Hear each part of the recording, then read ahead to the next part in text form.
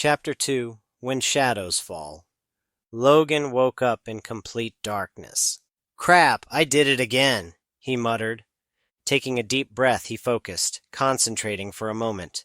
Slowly, the shadows that clung to his bed and the surrounding area receded, dissolving into nothingness. As the darkness lifted, he let out a sigh of relief, realizing he was still in the boys' dorm at Xavier's School for the Gifted. Another night, another accidental slip into the shadows. Logan lay in his bed, staring at the ceiling as he tried to fully wake up. His mind drifted back to the events of the first day, replaying everything that had happened. Arriving at Xavier's, the opening assembly, and then the unexpected Sentinel attack. The chaos, the panic, and the moment he and his new friends stepped up to fight. Even now, knowing it had only been a test, his heart still raced at the memory. Meeting the others had been the biggest surprise. He hadn't expected to bond with anyone so quickly, but something about facing danger together had formed an unspoken connection between them. The NeXt class. Their names still echoed in his mind, and he couldn't help but wonder what the future had in store for them. But lying here in bed wouldn't get him any answers. With a sigh, Logan threw off his covers and swung his legs over the edge of the bed. The cool air of the dorm sent a slight shiver down his spine, but he ignored it.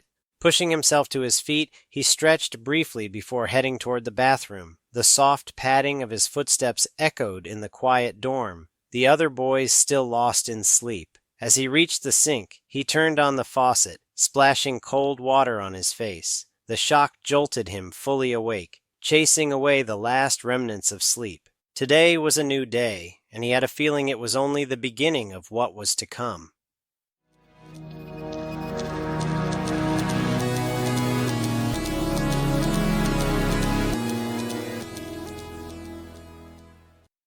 My name is Rusfer, also known as the Banker. My name is feared by many universes. And now, I'm currently working on destroying Universe 19. No Ultra Rangers, Power Rangers Cyberforce, Skyforce, hell, even those Kamen Riders, and those pesky Beetle Troopers. Nothing can get in my way. If you want to hear me destroying Power Rangers Universe 19, well, you can listen on the podcast and watch my evil excellence destroy those dumb enough to face me on the Power Rangers Universe 19 podcast. Come listen, if you dare.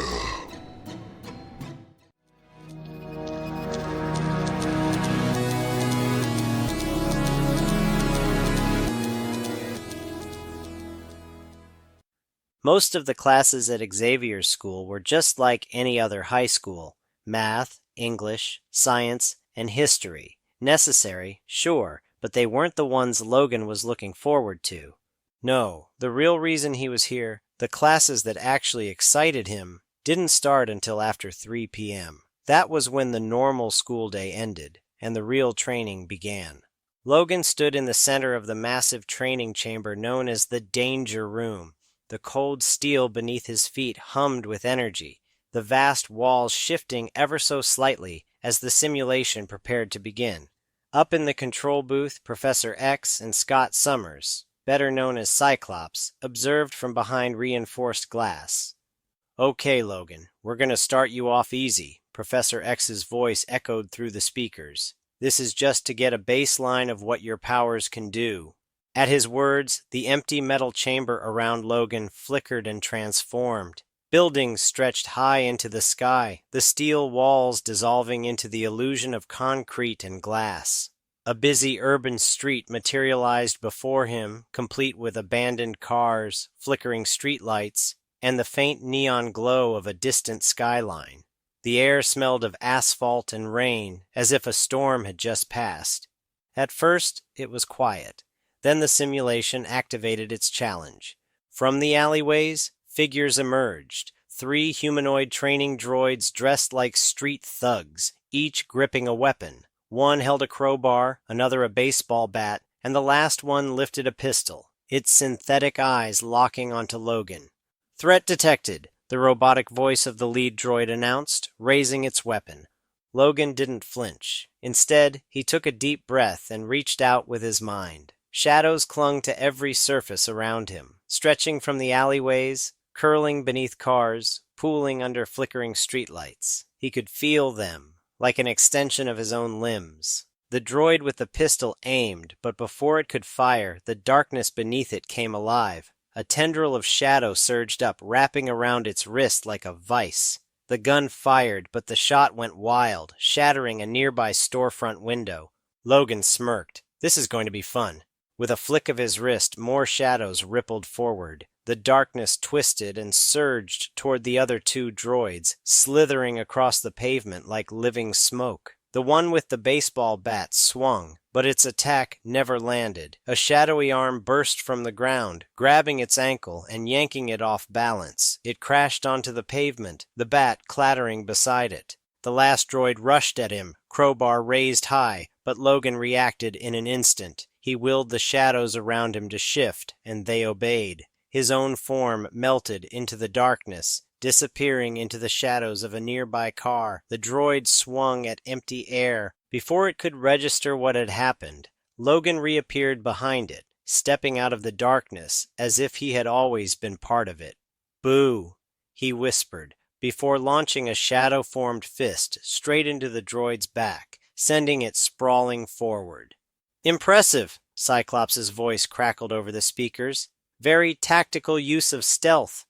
The droids recalibrated, adapting to his attacks. The one he had restrained managed to break free, its synthetic strength snapping the shadowy tendril. The one on the ground pushed itself up, recalibrating its approach. Logan knew they were learning. He had to finish this fast.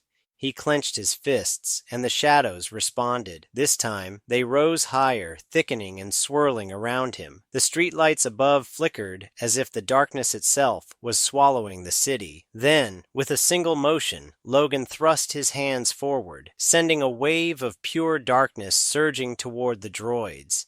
The simulated enemies didn't stand a chance. The shadows slammed into them like a crashing tide, consuming them entirely. When the darkness dissipated, the droids lay motionless on the pavement, deactivated by the sheer force of his attack. Logan exhaled, the shadows around him slowly retreating. Up in the control booth, Professor X and Cyclops exchanged a glance. "I think we have a lot to work with here," Cyclops said. Professor X nodded, his expression unreadable.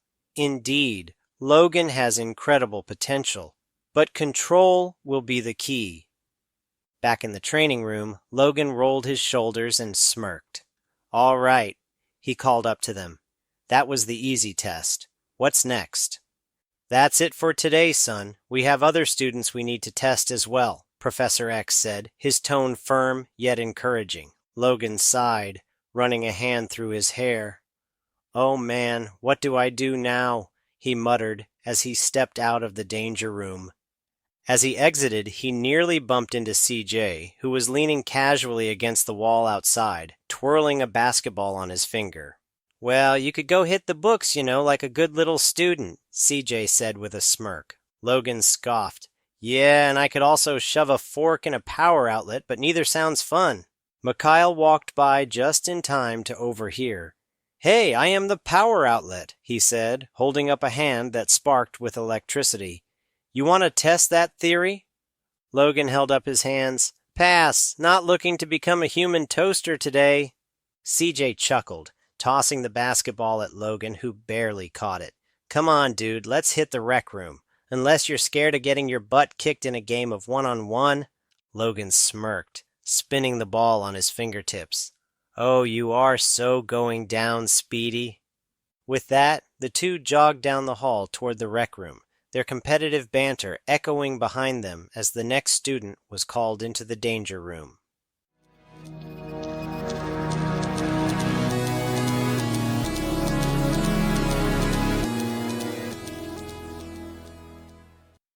What the hell, Grayson? I don't want to do this. Come on, Roy. Don't be a jerk. Fine. My name is Roy Harper, or you might know me as Arsenal. If you're interested in an original story set in the DC and Marvel universes, you need to go to Tiger Tales and listen to War Against Gotham. And his other channels? Shut up, Grayson. I'm getting to it. You may also want to go check out his other channels. There, you happy dick. You could have at least done it with a little bit more enthusiasm. No, I did it. Now I'm going home.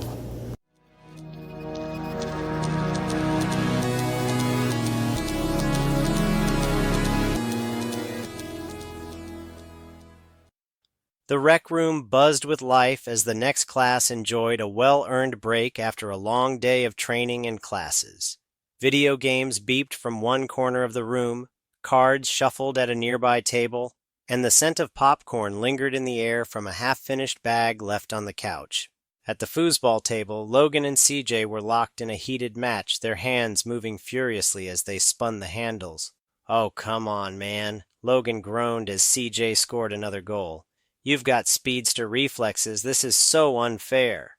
CJ grinned, crossing his arms as he leaned against the table. "Hey, don't hate the player. Hate your slow reaction time." Before Logan could fire back, the energy in the room shifted as Miranda Cross strolled in, her usual confident smirk in place. She had a way of turning heads, and tonight was no different. The group barely took notice, too absorbed in their games, but Logan wasn't as lucky. Miranda walked right up to the foosball table and leaned against it, her vibrant green eyes locking onto him. "Hey, Shadow Rye," she purred, tossing her tousled hair back. "That was pretty impressive today. You really owned the battlefield." Logan blinked, caught off guard. Thanks?" He glanced at CJ, who smirked and casually backed away from the table, clearly enjoying the show. Miranda took a step closer, lightly trailing a finger along the foosball edge. "You know, I was thinking, you and I haven't really had the chance to connect yet." Her voice was smooth, playful, "and I've got a friend who's dying to meet you." Logan narrowed his eyes slightly, a warning bell ringing in his head. He had been at Xavier's long enough to know that when someone put that much effort into pulling you somewhere, there was always an angle. "What kind of friend?" he asked, crossing his arms. Miranda grinned. "Someone I think you'd get along with real well. Why don't you come with me and find out?" CJ, watching from the side, leaned in and whispered, "Dude, this screams bad idea, but I really want to see where this goes." Jules, who had been casually observing while dealing a hand of cards at another table, called out, "Logan, if a mysterious girl asks you to follow her somewhere secretive, the correct answer is no." Brooklyn nodded from the couch. "Or at least, no, but I appreciate the flattery." Angelique cracked her knuckles playfully.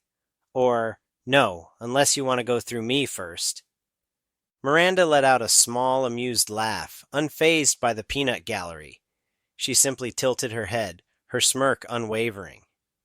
"Come on, Logan. Live a little. What's the worst that could happen?" Logan exhaled, giving CJ a look before turning back to Miranda. His instincts told him this was definitely something shady, but curiosity tugged at the back of his mind.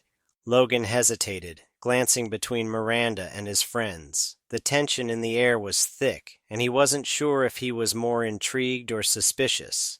Just as he opened his mouth to respond, another voice cut in. "Hey, why don't I tag along?" Xander strode up, hands in his pockets, his usual calm and mysterious demeanor in full effect. His sharp golden eyes flicked between Miranda and Logan, unreadable. "That way it won't feel so couple-like," he added with a smirk. Logan immediately jumped on the idea, nodding enthusiastically. "Yeah, that's a great plan. Makes it, less weird." CJ snorted behind him, muttering under his breath. "Smooth, dude. Real smooth." Miranda's expression darkened in an instant. The flirtatious smirk she had been wearing vanished, replaced by something closer to irritation.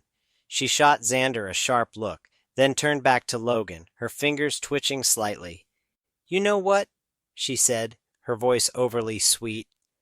"Never mind. If you need a chaperone just to have a conversation, Maybe you're not as fun as I thought." Without another word, she spun on her heel and walked off, her annoyance radiating with every step. "Wow, that was fast," Jules muttered from the card table, smirking. Brooklyn let out a low whistle. "I don't think she was expecting that one." Angelique chuckled, cracking her knuckles. "Guess she thought she had Logan wrapped around her finger. Not so much now, huh?" Logan let out a slow exhale, rubbing the back of his neck. "Well, that could have gone worse." Xander smirked, crossing his arms. "Or it could have gone exactly as expected." CJ clapped a hand on Logan's shoulder. "On the bright side, you officially dodged whatever that was. Congrats, dude." Logan shook his head. "Yeah, but now I'm even more curious about what she wanted." The group shared a knowing look, the question hanging in the air. Whatever Miranda had planned, this wasn't the last time she'd try, and Logan had a feeling the next time would be much harder to avoid. What you have just listened to is a product created by the Three Ranger Bros Studio. Hosted by three cosplaying fathers who happen to be massive geeks of all sorts of fandoms. They are Mark, the Red Cornish Ranger, Cosplay Dude 637, and Ty Tiger. The studio covers different types of YouTube videos, TikToks, podcasts, and live streams. If you wish to find out who cosplays who, the YouTube channel, the TikTok accounts, and the podcasts, and all of the other social media platforms, please go to the3rangerbrostudios.com.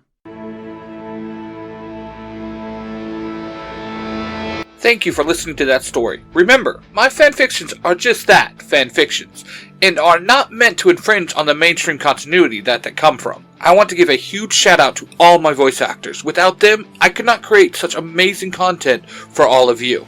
I'd also like to thank some of the supporters, starting with Ty Tiger, my Parabatai and business partner, and then there's Mark, the Red Cornish Ranger. Together, we make up the Three Ranger Bros Studio. A special shout out to the members of the Three Ranger Bro Council, Jonathan, aka A-Crown of the Author's Crown YouTube channel, and my son, Xander, aka Cosplay Son 637. We are also part of the Zeo to Hero network ran by Jim and Billy of the Zeo to Hero podcast. For more information about them and everyone who helps us, head over to our website, the3rangerbrostudios.com. Until next time, later days!